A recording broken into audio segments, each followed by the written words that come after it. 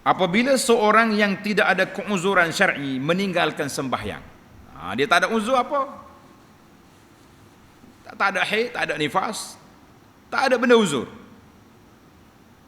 maka ia wajib bersegera qada, yubadiru man marra bi faitin, segera kena qada sembahyang yang terlupa itu, dan wajib qada pada waktu itu juga. Mana kalau dia tinggal semaya dengan sengaja, tak ada sempat, bukan tertidur, bukan mabuk, bukan pitam, bukan kena bius, bukan terlupa saja ya, maka orang ni wajib taubat segera. Ini beza ni, orang tinggal solat dengan sengaja, orang tinggal solat dengan sebab uzur, terlupa, berbeza.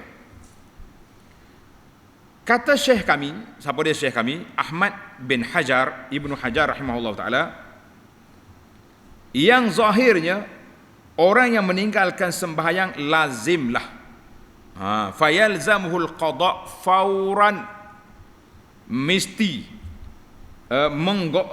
menggunakan semua masanya untuk mengqadakkan dia. Dia kata apa? Kata Ibnu Hajar, yalzamuhu sarfu jami'i zamanihi lil qada, semua masa dia ada ni kena qada semaya, ma'ada ma yahtaju li sarfi fima la budda minhu, kecuali masa yang terpaksa dia kena guna, masa nak pergi ke tandas kan, dan nak pergi makan, pasal nak pergi kerja, hak lain tu kena qada, tak boleh buat kerja lain. Wa annahu, ni hak jadi cerita kita ni, yahrumu alaihi tatawwu', bagi Imam Ibnu Hajar haram orang yang ada qada ini solat sunat. Pada itulah bila mari bulan Ramadan, ada orang kita tanya ustaz, macam mana kita ni ustaz, nak maya kau nak qada ke tidak, nak maya sunat tarawih, tak boleh, mu ada qada. Dia berpegang dengan fatwa Ibnu Hajar.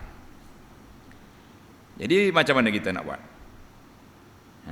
Jadi dalam kitab kita ni, dia berbeza di antara orang yang tinggal solat dengan sengaja, maka wajib dia kena qada, tak boleh solat sunat lagi, dengan orang yang tinggal solat uzur, maka itu tak apa nak melambat-lambatkan.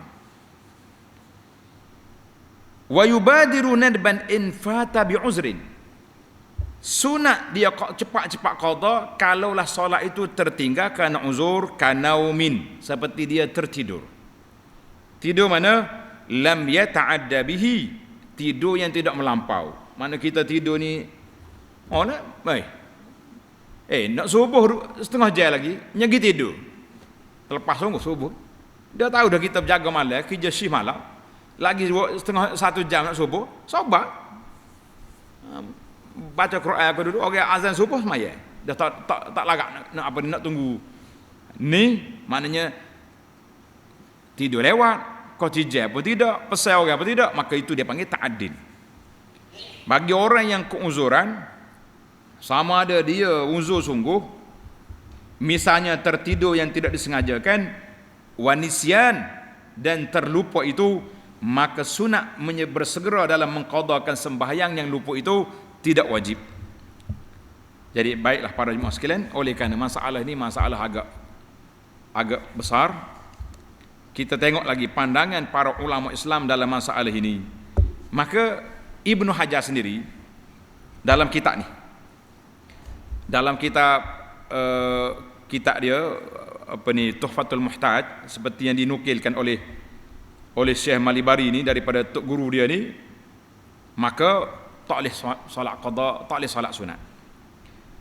Jadi ada para ulama lain kata boleh, tanda sini, wastasna ba'dul ulama, sebahagian ulama kata boleh kita solat sunat ratibah, mana solat sunat yang muakkad, seperti solat sunat fajar, solat sunat witir, solat qabliyah ba'diyah yang muakkad, itu boleh buat. Hak lain-lain jangan sibuk qada.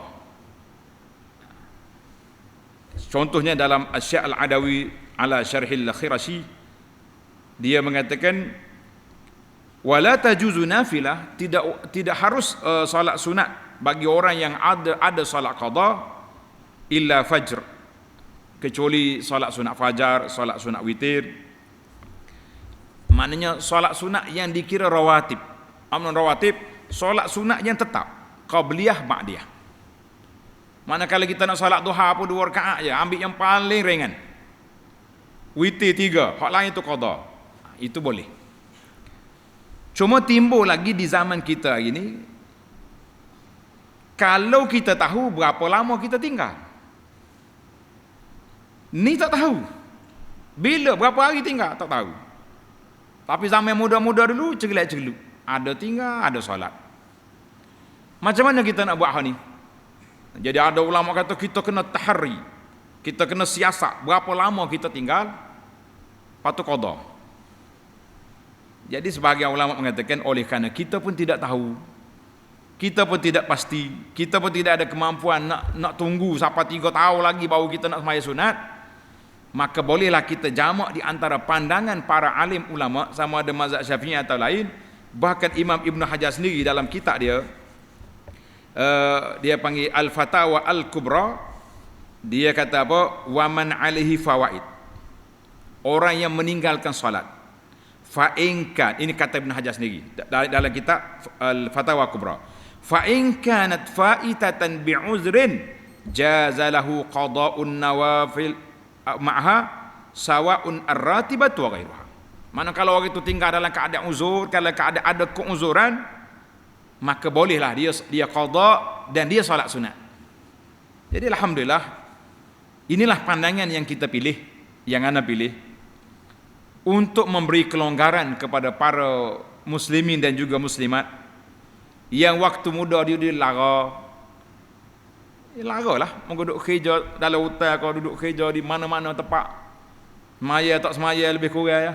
Nah, maka kita mengatakan ambillah jalan tengah, bahawa kita solat sunat yang bersifat rutin harian, macam qabliyah, ba'diyah, witir, duha pun jangan banyak, 2 rakaat contohnya, paling minimal kita ambil supaya ada sunnah. Yang lain-lain kita habiskan masa kita dengan qada. Itulah peluang yang kita ada, insya-Allah. Kalau kita nak kata haram terus, penat juga. Sebab orang yang tinggal dulu-dulu pun kita letak dia bawah kategori uzur lah, keuzuran. Uzur, al-uzru bil jahli, dia jahil, tak tahu jahil okey masa tu. Nah, jadi kalau kita nak berat doa, akhir kali dia pun pakai mati tengangong gitu, semaya sunat pun dak, semaya qada pun dak, maka dua-duanya tidak, kita kata nanya. Jadi pasal itulah pendekatan yang saya pilih, iaitulah kita suruh dia qada dan kita minta supaya dia solat sunat rawatib. Yang lain-lain tak sah. Oh, ini ada orang anjur solat sunat ni yang tidak waris daripada Nabi, tak usah buat. Orang solat sunat kita solat qada, boleh. Macam mana nak orang semaya ajak kita solat qada? Solat qada subuh lah. Subuh dengan hajat sama banyaknya. Jadi hak paling banyak sekali solat qada kita boleh buat subuh. Dua hari niat tarawih kita niat subuh. Boleh je. Contohnya kita niat subuh. Rakaat yang kedua kita niat maghrib, tambah 1 rakaat. Tak ada jadi masalah. Cuma orang duk perhati tengok dia ni kuat bangun semacam ni. Jadi macam-macam. Jangan mengaibkan diri sinilah. Yang pentingnya kita jamak di antara dua pandangan ini, insya-Allah ada keluasan. Lebih-lebih lagi. Tapi kalau kita tahu, contohnya kita dalam perjalanan yang baru ni memang 3 hari 3 malam kita tak solat. Qada semua. 3 hari 3 malam, 3 kali 5, 15. Semaya semua 15 fardu, lepas tu baru semaya sunat. Ini kita terima pandangan Ibn Hajar kata tak boleh bagi orang yang ada qada. Tapi kalau tak tahu berapa tahun, tak tahu habis sampai bila orang ni tak semaya sunat, kita kata insya-Allah. Padahal telah ada setengah ulama ni lain daripada majoriti jumhur ulama, ada pandangan yang sedikit. Dia kata orang yang tinggal solat tak payah qada sebab dia pegang dengan mazhab yang mengatakan orang tinggal solat tu kafir. Habis kalau dia tahu bab masuk Islam mula, kira mula balik. Ini berat dah ni. Jadi kita tak saya terimalah kata pandangan yang kata orang tinggal solat tu kafir. Kalau tidak, kalaunya mati ketika tu, patut anak dia boleh dengan isteri dia masa tu, anak panjang cerita. Jangan mudah nak main kafir tengah jalan ni. Na'udzubillah. Ini perbincangan yang panjang. Baiklah.